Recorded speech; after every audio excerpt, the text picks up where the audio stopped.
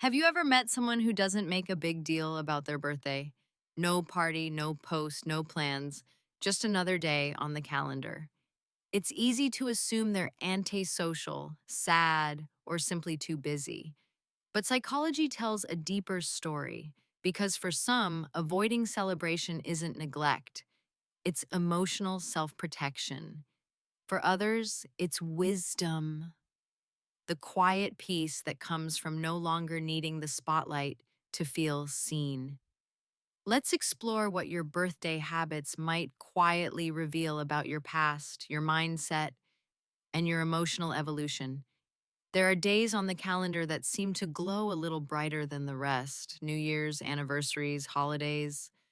But above all, your birthday, the one day that's supposed to be about you, a personal holiday, a marker of existence. For some, that day arrives with noise, candles, plans, endless texts and reminders, a curated celebration of life surrounded by people and proof that they matter. But for others, it's just another day. No party, no post, no cake, maybe a quiet dinner, maybe not even that. And if you ask them why, they'll usually shrug. Birthdays aren't a big deal to me.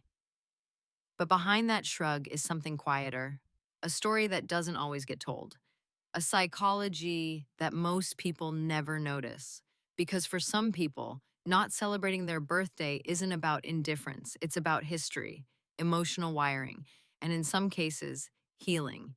You don't learn to avoid celebration without a reason. Somewhere in the past, the day was taught to mean something different.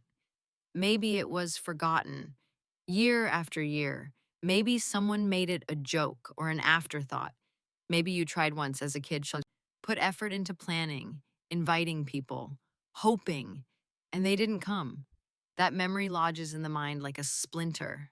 And eventually, your brain learns the lesson. Don't get your hopes up. In psychology, this is called learned helplessness. When disappointment is repeated enough times, the mind begins to associate effort with futility.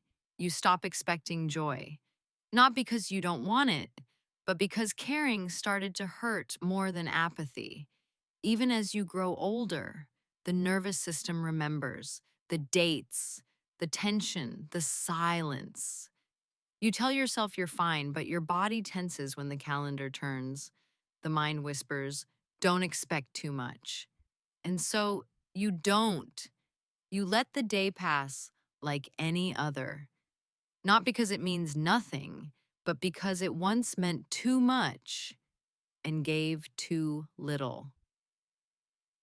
But not everyone who avoids their birthday is holding pain. Some are just tired. In a world that runs fast, with endless deadlines, pressure, responsibilities, special days lose their glow. There's a term in psychology for this: time blindness. When your brain is flooded with tasks, dates become blurry. You blink and half the day is gone. You don't forget your birthday. You just don't have room for it. And then others grow into something different altogether, what psychologists call emotional independence. They've spent so long not needing external applause that they stop waiting for validation altogether. It's not coldness, it's not depression, it's peace. They don't need a party to know they're loved. They don't need a cake to mark their existence. They've learned that their worth doesn't require a single day of proof. For some, though, birthdays feel like something else entirely, a performative, the pressure to post, the need to be on, the awkwardness of attention. To them, celebration feels like a costume, a public ritual that's meant to feel intimate, but rarely does. They're not against birthdays, they're against pretending. So when the day comes, they quietly step aside, not rejecting celebration, but protecting something more valuable: their authenticity. And quietly, in the background, there's another group worth understanding: the hyper empathic, those who feel everything, who carry the emotional temperature of every room. For them, being the center of attention isn't joyful, it's overwhelming. They don't like the spotlight because they don't know what to do with it. And so when the day comes, they step aside. They're not rejecting celebration, they're just protecting their peace. Here's the part we rarely say out loud. Sometimes choosing not to celebrate isn't a wound, it's wisdom. There's a certain emotional maturity that grows quietly in people who stop tying their self worth to a single day. Psychologists call it self determination theory, the belief that true well being comes from autonomy, competence, and inner satisfaction. It's the idea that you are enough, even if no one claps, even if no one shows up with gifts or cake. You begin to realize you don't need a Facebook post to feel real. You don't need confetti to know you exist. And you don't need a calendar reminder to honor your life. This doesn't mean you never feel lonely. It means you've stopped outsourcing your joy. The world will always reward those who are visible, who throw the biggest parties, see, post the biggest smiles. But quiet people find a different kind of power. They stop performing for applause and start living for peace. So, what do we do with all this? How do we make sense of the ones who celebrate quietly or not at all?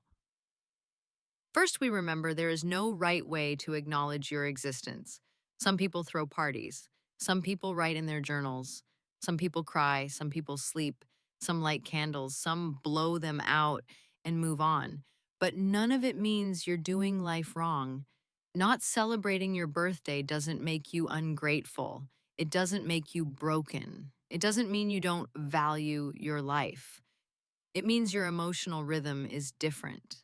It means celebration, for you, doesn't need noise. Maybe your celebration is stillness. Maybe your way of honoring life is quiet. A cup of tea, a long walk, a deep breath with no obligations. Maybe you've outgrown the need to be surprised and you've started surprising yourself with peace, with growth, with calm. And that too is beautiful. You don't need to prove your worth with parties. Your existence is sacred whether or not someone lights a candle. Your life matters even when no one sings. And maybe the people who choose not to celebrate in traditional ways have already figured something out.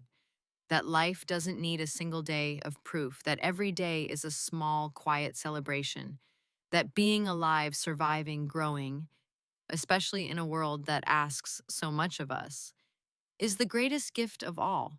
Do you ever feel like birthdays carry more pressure than joy? Do you treat your birthday like any other day? Or does celebration feel different for you than it does for others? If this story resonated, remember to like the video, subscribe, press the bell icon, and share it with someone who might need it. Our other stories should be appearing on your screen now. Watch them next, and I'll see you tomorrow at the same time with a brand new video.